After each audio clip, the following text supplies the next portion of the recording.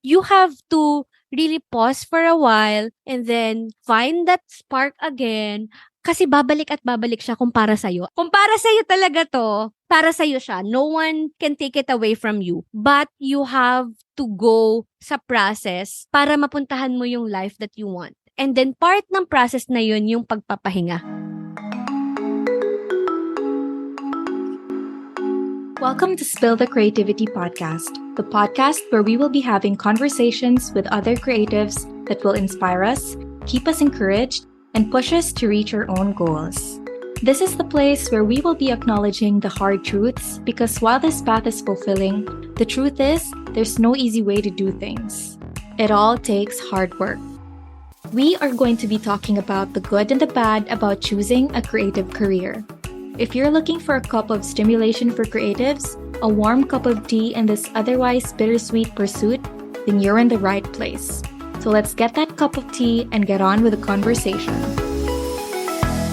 Hey everybody, welcome to Spill the Creativity Podcast. Today I have with me one of my closest internet friends, now real life friend, and she's with me here personally right now. I'm not sure if I'm gonna publish this episode with a video because we don't look really presentable as of the moment, but regardless, she's sitting right next to me.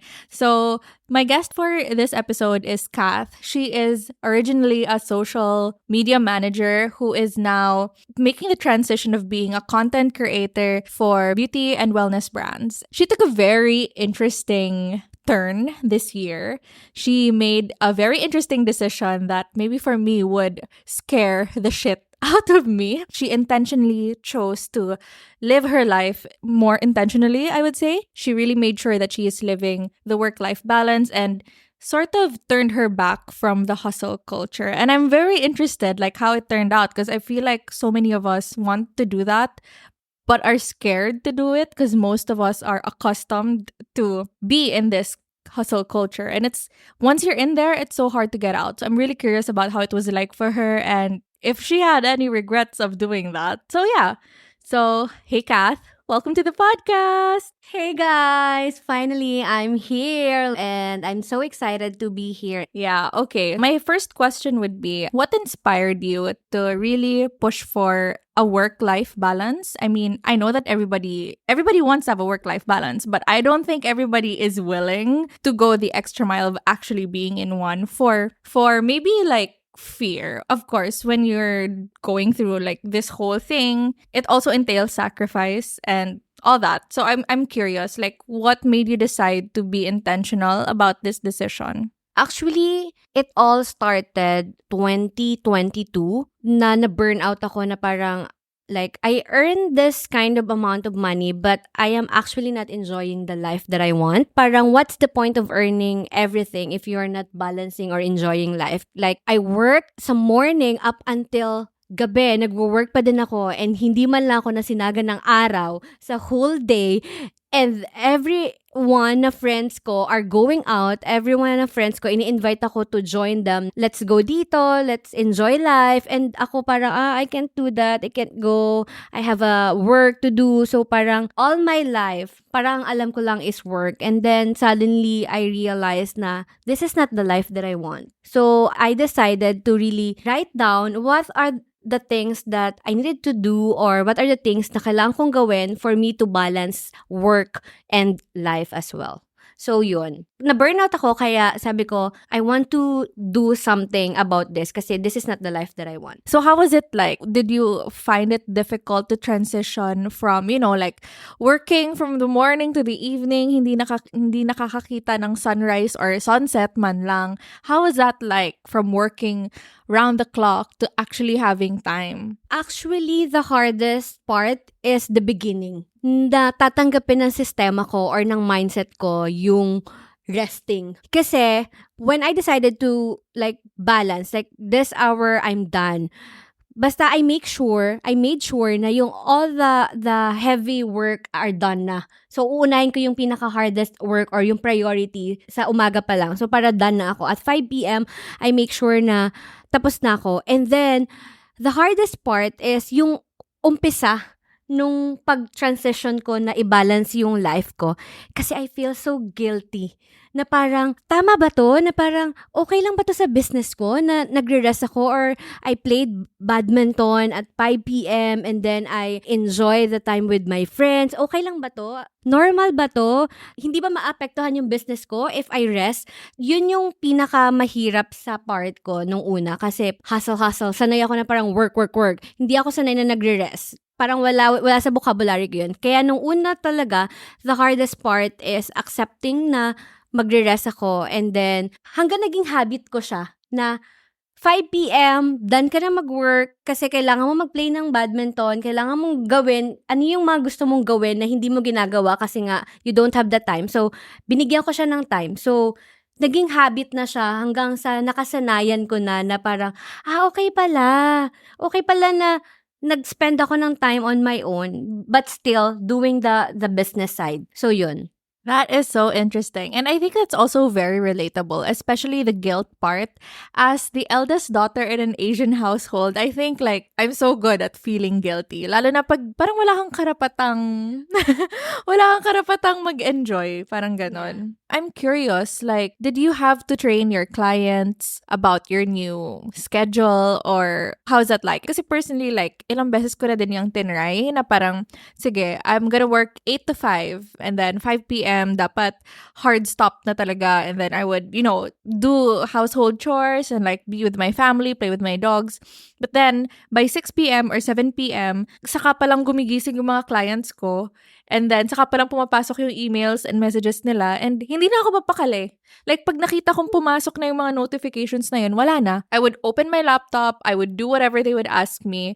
And I feel like that's also a personal limiting belief or a personal thing. Pero yeah, I guess like my question is, how did your clients take it? Did you have to train them? And how was it like to train them? Naintindihan kita dun sa part na parang pleaser tayo ng clients natin. Parang ganun din ako nung mga first time ko mag-work as a freelancer, parang kailangan i-answer ko to kasi baka makahanap ng bago. So parang ganun yung mentality ko, ganun yung mindset ko. Kaya parang pag nag-ring yung WhatsApp or iMessage or Telegram, parang aligaga ako. Parang kailangan ko siyang i-answer. Until nag-decide ako na parang urgent ba to? So pag binasa ko yung message, kapag urgent, nagre-reply ako. Pero pag alam kong kaya ko siyang hindian, na parang, hindi naman to mahalaga. So parang tinitrain ko yung brain ko na it's okay. It's okay na hindi mo i-reply. It's okay to put boundaries. It's okay na mag-reply ka ng kinabukasan na. So parang nung una, hindi agad na take ng client ko na parang ganun. So later on, hanggang sa nakasanayan namin na parang, okay, kasi nga rest day niya naman or out na siya ng office. So, natanggap na nila na gano'n na yung sistema namin. But, I'll make sure naman na kapag important or urgent yung message, I reply right away. Pero kapag may mga questions lang na parang pwede namang ipagpabukas, parang I train my mind na okay lang, wag mo replyan hanggang masanay naman sila na parang eto lang. Kasi the first place, nung nag-set ka ng contract or nag-sign kayo ng contract, naka-indicate naman doon yung working hours mo. So, dapat expected nila na yun lang yung time na nag-work ka. Pero dahil nga, people pleaser tayo, na parang takot tayo lagi mawala ng client, we always go above and beyond. But, at the same time, pagka ginagawa natin yung laging sobra na, tayo yung nahihirapan. Parang, mas inuuna natin sila and then, nakakalimutan natin na dapat mas unahin natin yung sarili natin. So, yun. At pagka hindi urgent, hindi ko na i-reply hanggang sa, nasasanay sila na gano'n na lang. Okay, so I need to respect my boundaries. They respect my boundaries. And pag urgent, nagre-reply naman ako. So, yun. Listening to your answer is making me cringe, but like not in a bad way. Well, I don't know how else you're gonna take my cringe, but like I'm cringing because as a people pleaser, parang iniisip ko pa lang na sasabihin ko yun sa client ko. Parang parang hirap na. Pero I totally get you. And in theory, I understand naman na whenever you set your boundaries, chances are your clients would really respect it, especially if they are professional and they understand that we are not working 24/7. I guess it takes a lot of getting used to also. especially if you're used to that kind of working relationship. I feel like a lot of us came from corporate, and if you're working in a Philippine corporate setting, they don't really care if it's a normally no. I'm not sure if that's still the case now. When I left my corporate job, I think like 5 years ago, that was the norm. Like, yeah, whatever, set boundaries all you want, but they're still gonna piss you off by bombarding your Viber and your email with messages, and then they won't stop until you reply. So technically, like, boundaries are whatever. So I'm thinking that has already changed right now, because I see a lot of Gen Zs, like rallying behind this, and even millennials are getting more outspoken about this. But like, yeah, like hearing you say things about setting boundaries is like giving me this weird body response na parang, what? But okay, so that's really interesting, because what I got from that is, number one, you fixed your schedule. You made sure that you address everything that needs to be addressed within the working hours that you've set for yourself. And second is you communicated it to your client na this is the only time that I'll be working. And you did say that it took a while for them to kind of get used to your working hours. Why do you think it took them a while to do that? Because they are used na every time na nag-ping yung phone ko, I replied right away. So parang hindi agad sila naka-adjust din na parang nasanay sila na parang ganun ako until sinanay ko din sila na parang that's not Kath Hindi ka na anymore. ganon. Yeah, hindi na ako ganon. I'm no longer the Kath that you used to know. Wow. So parang yeah, sanayan lang. Sanayan lang din talaga kasi if you're being intentional sa life na you want, may mga adjustment talaga, may mga compromise na kailangan gawin because well, if you want a work-life balance, you cannot expect na mababalance mo siya without sacrificing or without like the compromise. Kagaya nga ng client ko, nung parang nauna parang, how are you not replying? Chu-chu-chu-chu-chu-chu-chu. So, ang dami ng ping, ang dami ng messages. And then, I communicated na parang, natapos ko na yung task, eto na. So, if you have some revision, sabihin mo na agad, and then we'll do it. And then, after ko masubmit lahat, tapos kung may sasabihin pa siya at the end ng working hours ko, it's not my fault. It's up to you. So, kailangan mag-meet tayo. So, feeling ko kailangan lang din ng proper communication and ipaintindi mo yung reason behind bakit nagkaroon ng ganong transition. Kasi they will really understand you. Kung nasa-sacrifice na yung mental health mo, kung hindi ka na okay, yung quality na napoproduce mo is not good na. Alam mo yun, parang, ayoko na nang ginagawa ko kasi pagod na ako sa life. And then the quality that you're producing is the same with your energy. So, kung yung energy mo pangit, the result is not that good kasi you're not loving what you're doing.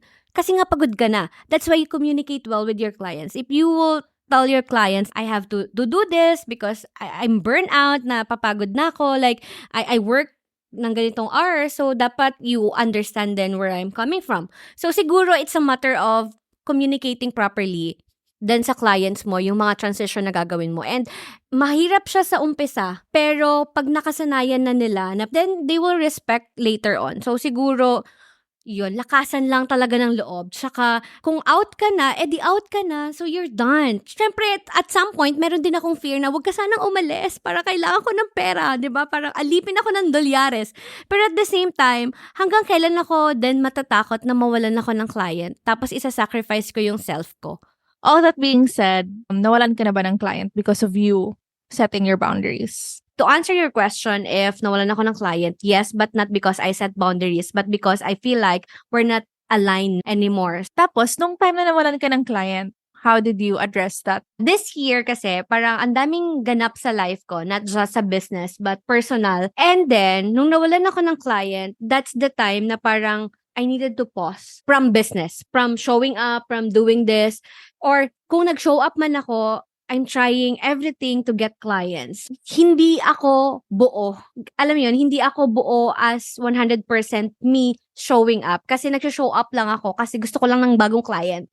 Para lang matakpan yung, para madagdagan or maayos lang yung cash flows. Pero that's not me na nag-show up. And then, sabi ko, I needed to find myself again. So, parang kailangan ko mahanap yung fire, yung excitement, para mag-work ulit na parang I love what I am doing. So, I decided to take a pause. Mostly, hindi na siya naging balance kasi I rested for how many months. And then, hindi ako nag-show up with trendings and all. So, talagang nag-rest ako and then I traveled. So, ang dami kong ganap na ngayong taon kaya hindi ako nakakuha agad ng client.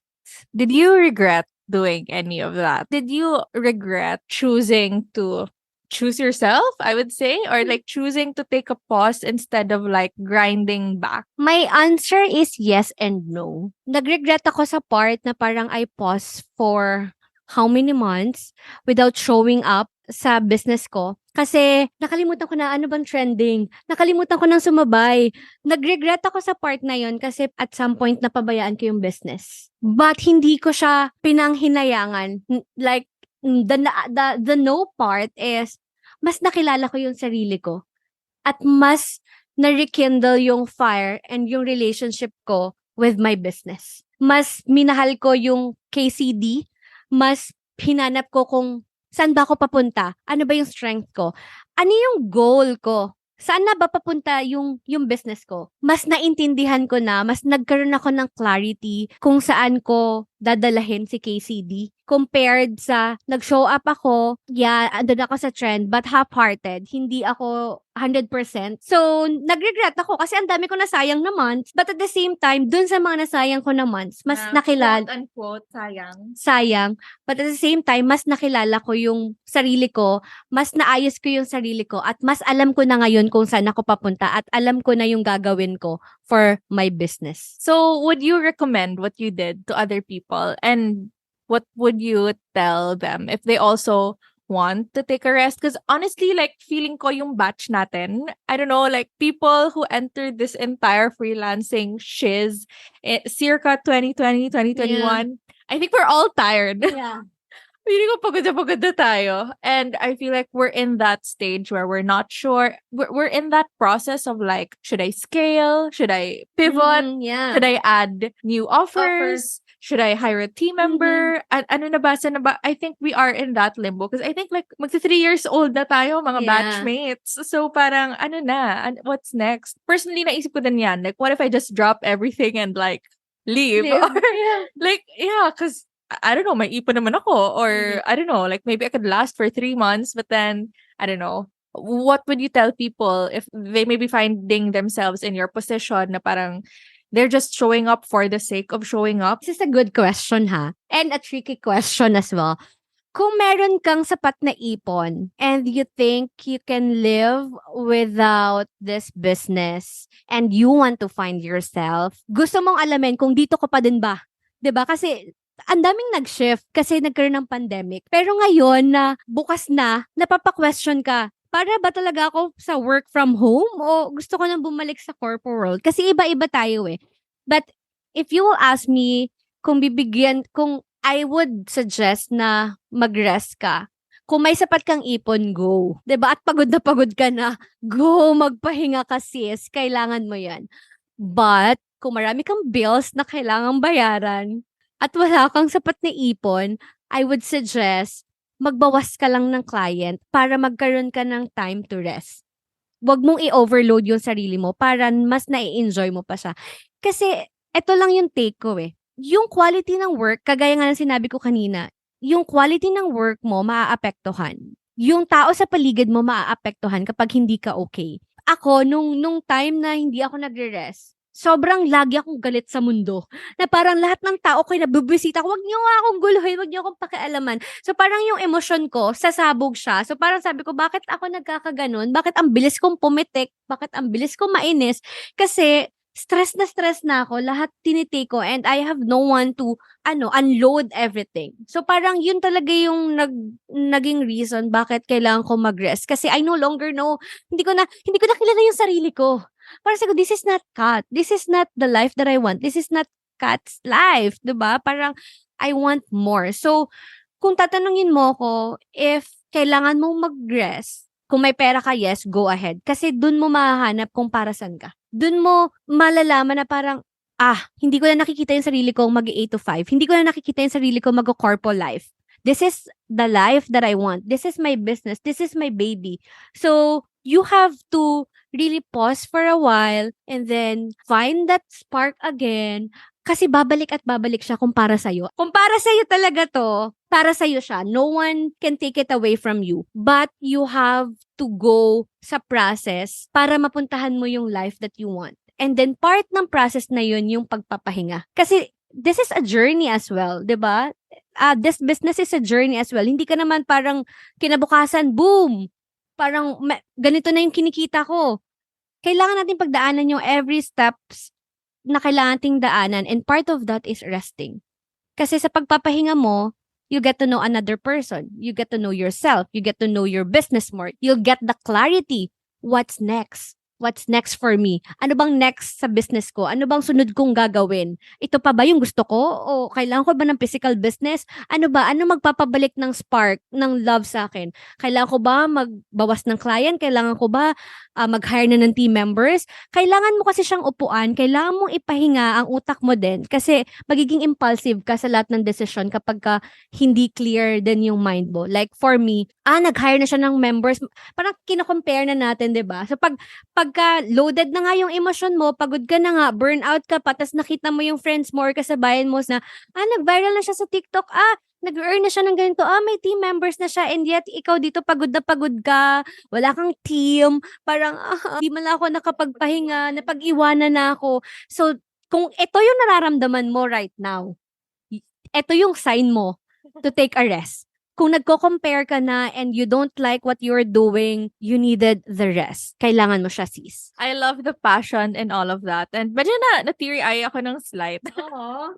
Kasi ramdam na ramdam ko yung rest. Feeling ko nga like sa batchmates natin, no? Like yung mga kasabay nga natin. We're also tired and we're just trying to figure out also kung ano yung next. Bunga tayo ng pandemic. So everything was controlled back then. Right now, the world is open. So there's so many ways for you to go about with this business. Sometimes even when you find the time to sit with yourself and like magmuni-muni ka and whatever, there are people who have been messaging me and like telling me na, what if gusto ko nang bumalik sa 9 to 5?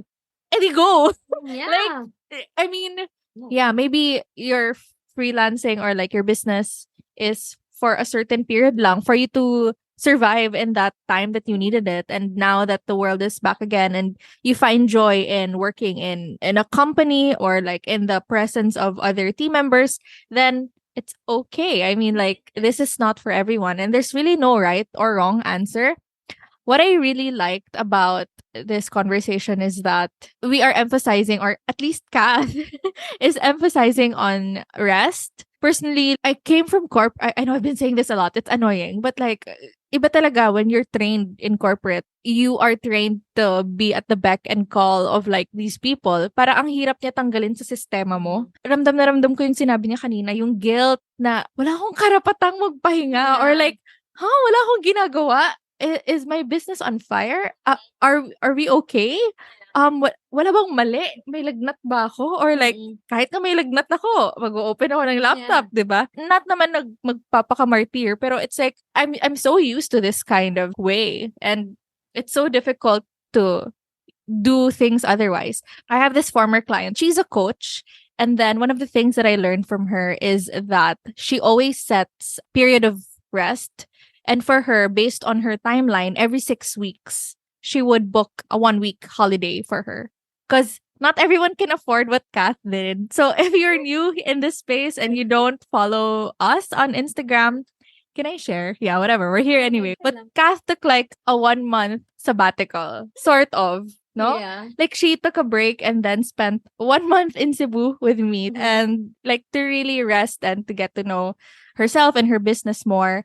And I'm really proud because like she spent like a month to discover herself. And again, like this decision is not for everybody. Not everybody is required to do this. So if hindi mo kaya yung ginawa ni Kath na mag-take ng 1 month off, she still did have clients, but most of the time dun sa 1 month na yon is more of like soul searching and really getting to know her business again. So that's what she did. But if you can't afford to do that, that's totally fine. Maybe you can try what my client did na every 6 weeks, dun siya ng 1 week break. So maybe that's something that you can also explore. Personally, that's also something that I'm exploring. I'm trying so hard to schedule breaks also, but I don't know. I have to try harder. I guess like the point is the world that we are in is very fast. And if you're not intentional about staying here, of staying afloat, there are only two ways for you to go. It can be either you get carried away by all the speed, all the fastness of everything, or you get left behind. And I'm not saying that one or the other is good or bad. It's okay to get left behind. Nakakapagod, for sure. It's okay. It's okay na hindi ka makahabol agad, I would say. Give yourself the grace.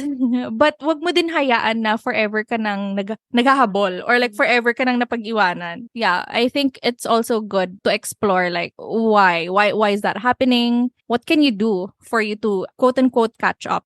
Now, if you find yourself in the direction naman na natatangay ka dun sa fastness of everything, good for you. It means that you can keep up. But I think another note of caution there is check yourself. Are you just going with the flow? Yeah. Sumasabay ka na lang ba? Sa uso. Are you still there? I mean, like, you personally, are you still there? Or are you just like clocking in and out? Did you just make another hamster wheel for yourself? Na, yun, tumatakbo ka lang kasi dun sila lahat papunta. So, that's something that we can think about because, well, no one really checks up on us, I would say. We are our own leaders. We are our own bosses. That's what they call us in our own business. So, if you're happening to be listening to this, ideally, this should go out on October, which means it's the fourth quarter. There's still a few months left for you to see how you can change the course of yourself, of your business, and like just reassess, I would say. Anyway, so Kath, nahanap mo na ba yung hinahanap mo? Did you find the answers? And how was that break like for you? Do you still need more time? Ano bang learnings mo? Yung tanong mo kung nahanap ko na ba, the answer is yes. Nahanap ko na ang sarili ko, hindi ang ibang tao. Pero yun nga, at the end of the day, ang nagmamatter lang naman is us. Right? Let's say, you're earning this amount of money and then, pagod na pagod ka. Anong sense? Diba? You're earning this amount of money and then, anong gagawin mo sa pera mo? Ang dami mo nang nararamdaman, ang sakit na ng likod mo, antok ka na lagi, pagod na pagod ka na. Like, 'di ba? Parang hindi mo na nakikita kung gaano kaganda yung mundo. That's not the life that we want. So kung tatanungin mo, nahanap ko na ba yung sarili ko? Yes. Yung rest na to mas naging meaningful kasi mas inuna ko yung sarili ko kumpara sa business ko. Kasi yung business mo, ikaw din naman yun. Pero hindi magiging successful yung business mo kapag hindi ka okay. So, mas naging intentional ako with my business. Like sabi nga ni Tish kanina, yung sabi niya na parang nag-go ka na lang ba kasi everyone is going to that direction? Or gumagawa ka ba ng hamster wheel sa sarili mo or sa business mo? Parang, yan ba talaga yung buhay na gusto mo? Yung talagang lagi kang pagod, lagi kang hirap, and then you're not resting? So, parang let's be intentional sa life that we want. Pero kung yan yung gusto mong buhay, yung lagi kang pagod, that's okay. Kasi choice mo yan, 'di ba? Pero that's not my choice. So I want to balance everything. So mas naging meaningful sa akin yung business ngayon. Mas minahal ko siya. Mas naintindihan ko na parang, dito ako papunta. Dito ako magaling. And by the way, flight ko mamaya. Pero paalis na ako mamaya and I'll be back na sa Palawan. Pero this is one of the most unforgettable 1 month of my life. Best highlight of my 2023 ito. Kasi mas alam ko na kung paano ko papasukin yung 2024. Mas clear na sa akin kung saan papunta yung business ko. Mas alam ko na yung marketing strategy na gagawin ko for 2024 sa business ko. The answer is, nagpahinga ako. 'Di ba? So maybe, hindi mo alam kung saan ka na papunta this 2024 kasi hindi ka naman talaga nag-take ng time to really think and rest and know yourself more. Kasi sobrang, akala mo kilala mo na yung sarili mo, pero pag mag-isa ka, pagka nagpahinga ka, mas makikilala mo pa yung sarili mo, mas mamahalin mo pa yung sarili mo, at mas mamahalin mo yung flaws mo And that will liberate you. Na parang, I'm not perfect. Pero ang saya pala na ganito ako. Parang, ang saya pala ng hindi ako perfect. Ang saya pala ng nadidiscover mo na, ito pala yung mga gusto ko. Ito pala yung mga hindi ko gusto. 'Di ba? So parang sobrang blessing yung 2023 na 'to kahit hindi siya nag-turn out the way I planned it, pero yung learnings ko talaga ng 2023 is rest. Kung pagod, alam ko lahat tayo pagod na. Ang bilis eh. Ang bilis ng months, 'di ba? So papunta na tayo sa December.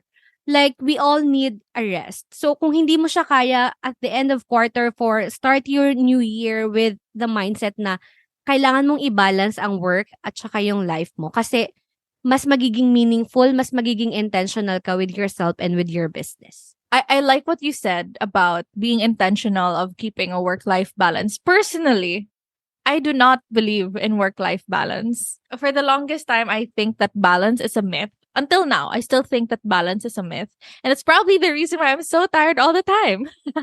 But yeah, personally kasi iniisip ko, like, there's no such thing as balance.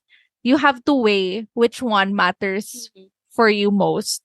So yeah, in that particular moment and following Kath's story, I feel like what matters to her most is her sanity, finding herself and all that. So dun siya mas nakafocus. Pursuing balance can be a whole different conversation, I would say. But I guess that goes without saying that you get to define your own definition of a balance. How does that look like for you?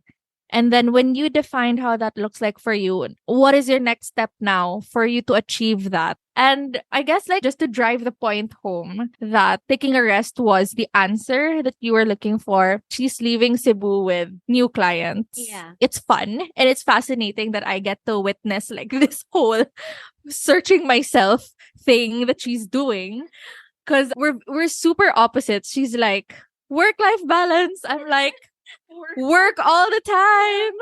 Yeah, and then it's really fascinating to see like this progress, because apart from like searching herself and all that, she was also in the process of searching what was right for her business, and we were in the process of figuring out which one aligns for her. And it's so funny because we were able to kind of figure that out, right? Yeah. During this season. So we found out that this particular strategy is what works for Kath.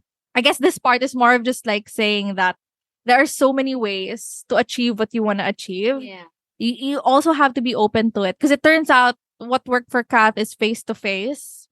So that's what worked for her.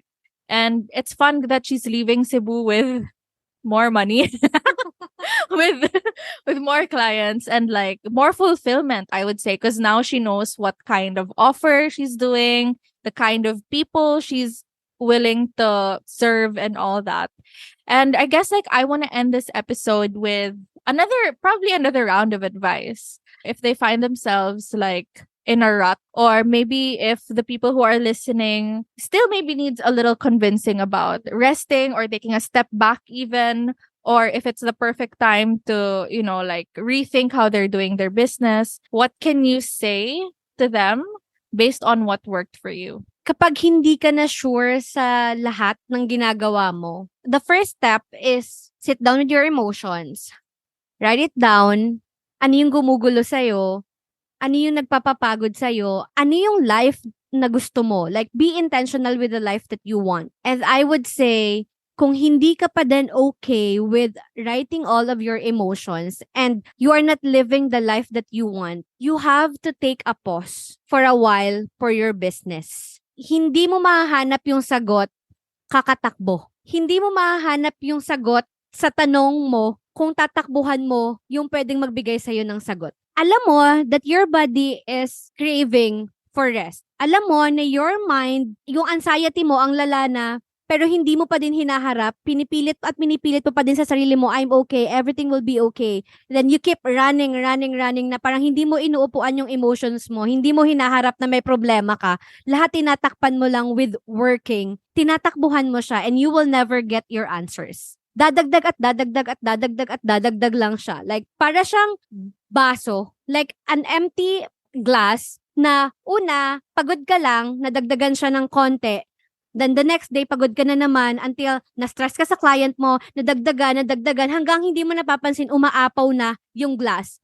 And paano natin mababawasan yung nararamdaman nating bigat sa mind natin or sa heart natin or sa nararamdaman natin if we will not empty the glass? 'Di ba? Hindi mo mapupuno yung baso kapag puno siya. You can only make it full kapag in-empty mo siya. So the only way to make it full again is to empty your cup and empty it while you are resting. Kasi hindi mo mapupuno yung baso nang magulo ka rin eh. Alam mo yun, hindi mo siya mapupuno na parang, ganyan. So you have to pause for a while and then punuin mo ulit yung baso and then ask yourself, is this the life that I want? Ano ba yung buhay na gusto ko? Kasi ikaw lang yun. Hindi ibig sabihin na rest, kailangan nagbakasyon ka din ng 1 month. 'Di ba? Hindi yun. Pwede yung rest mo at ganitong oras, I'll do the things that I want to do. Like, for example, maglaro ka ng badminton kasi yun yung gusto mo, or hobbies na gusto mong gawin na matagal na hindi mo ginagawa kasi nga you have no time, and then you find the spark again. Na parang, this is life. Hindi lang pala trabaho ang buhay. 'Di ba? Hindi lang pala laptop ang buhay. Hindi lang pala nasa 4 corners ng bahay ang buhay. Life is out there. Look at the birds in the sky, 'di ba? Look at the birds in the sky. Look at the sunrise, the sunset, tunog ng alon, 'di ba? Everything is there and it's so beautiful at hindi mo kailangang bayaran 'yun. You just have to enjoy that moment and you have to give it time and be intentional with it. So, yeah, kung magulo na ang lahat sa paligid mo, magpahinga ka na sis, kasi yun yung sagot. Hindi masasagot yan ng kakatakbo mo, kakasabing sa sunod na lang, next month na lang, hanggang next month, di ka pa rin nagre-rest, hanggang sabi mo lang sa sarili mo, magpapahinga na ako, I'll be intentional with the life that I want, hindi na ako mag-work every weekends, pero nag-work ka pa din every weekends, kasi hindi mo talaga hinaharap yung solusyon. Hindi mo siya sinusolusyonan. Dinadagdagan mo lang siya. So, ano talaga ang gusto mong buhay? So, ikaw lang ang makakasagot niyan at ikaw lang din ang makakabigay ng kasagutan sa sarili mo. In our friend group, Kath is the sabaw one. She's usually the one who doesn't make sense. So parang now that she's like speaking all these words of wisdom, I'm like, what the hell? I'm not used to it. Yeah. So all that being said, I feel like a lot of us have a lot to think about and a lot of us have something to reflect on. And I think balance looks different for all of us. Rest looks different for all of us. I guess it's also a good thing to point out that Kath is coming from a more privileged standpoint because medyo may nasimulan ng ipon si Kath, so like she can afford this more lavish way of finding herself. But if your rest or you're finding yourself or like speaking to yourself looks like you booking a date with yourself in the nearest Starbucks, kahit na hindi Starbucks like the nearest coffee shop, the nearest place that you can go to, and then this is your sign to take that time to really sit down with your emotions, sit down with where you're at, like assess, asan ka na ngayon at saan mo gusto pumunta, and is this still aligned for you? And sometimes one of the reasons why most of us are not doing that is because we are scared to know the answers. So it also takes courage to do this. It really takes a lot of courage to sit down with yourself and listen to your thoughts and to actually do the answers that you find when you do that reflection thing. And we have to wrap this up because Kath is gonna go to the airport and this is really fun. This is the first time I'm interviewing somebody who's literally beside me. Maybe, Kath, you can share with us where they can find you on the internet, if they want to connect with you, if they want to pick your brain about rest and all that. Where can they find you? You can follow me on Instagram at KCD Digital Marketing. So that's the only platform that I am using for my business. For my personal life, adventure, like the other side of me, not in the business, you can check my YouTube channel, which is From the Girl, and then on TikTok it's From the Girl. She posts like really interesting stuff. So if that's your jam, then go check those out. If you didn't catch any of that, it's all going to be in the show notes. So yes, I'll see you all again in the next episode. Bye. Thanks again for listening to Spill the Creativity podcast. If you like this episode, I would really appreciate it if you can give me a 5-star rating on Spotify and a 5-star review on Apple Podcast. Or you can also take a screenshot and tag me on Instagram at Spill the Creativity Podcast, and you can also try the special filters if you want. Thanks again for listening to this episode, and make sure to catch fresh drops every Thursday morning. Bye!